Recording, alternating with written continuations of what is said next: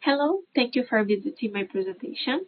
My work is titled Rheology-Driven Design of Alginate Hydrogels for Extrusion-Based Bioprinting. I'm Paula, and today I will talk briefly about the rheology involved in the bioink development process.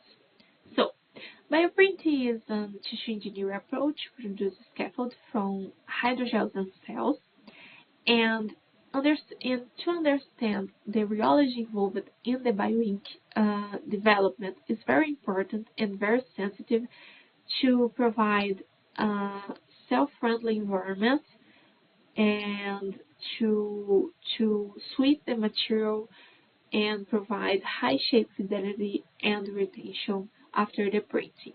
So here, the aim of this work is to correlate some rheological parameters with the requirements of the extrusion-based bioprinting.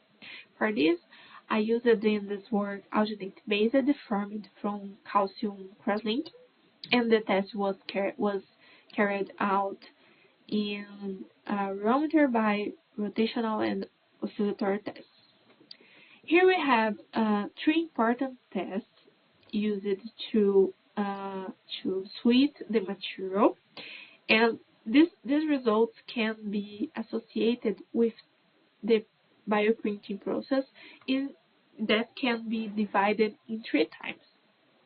In the first one, we have the bioink inside the syringe and stopped there, in which the material must have some solid-like properties to prevent cells sedimenting.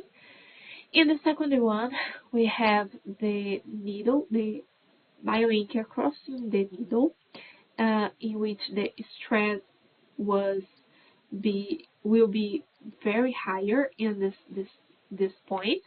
And then the third one is after the printing, with the material need to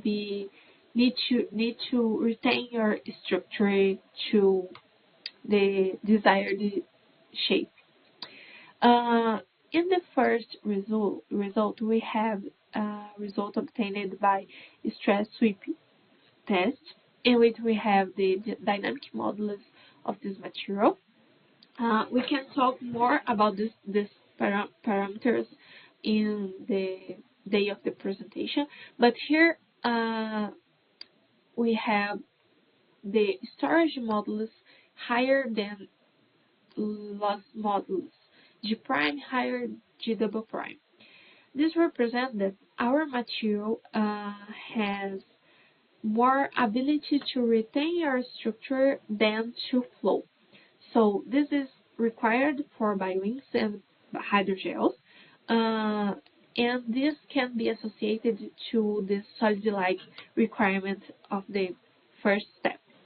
In this second one, we have a flow curve in which we have viscosity as a function of shear height, and we can see that the viscosity is decreased as a function of shear rate increase.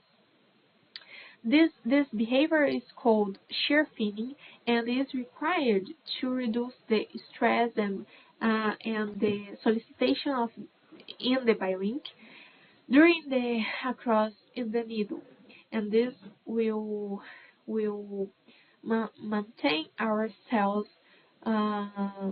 with less damage in this process. And the third one, we have a multi-step test in which we have viscosity as a function of time, and here we use three times of the solicitation. In the first one, we can relate it with this first one time, in which the low shear rate is applied, so our material has viscosity. In the second one, this is submitted to a higher shear rate that represents the crossing to the needle. And then in the third one, the material must recover this structure and recover their viscosity to represent a good recovery solid-like property behavior. So my time is over, and that's it.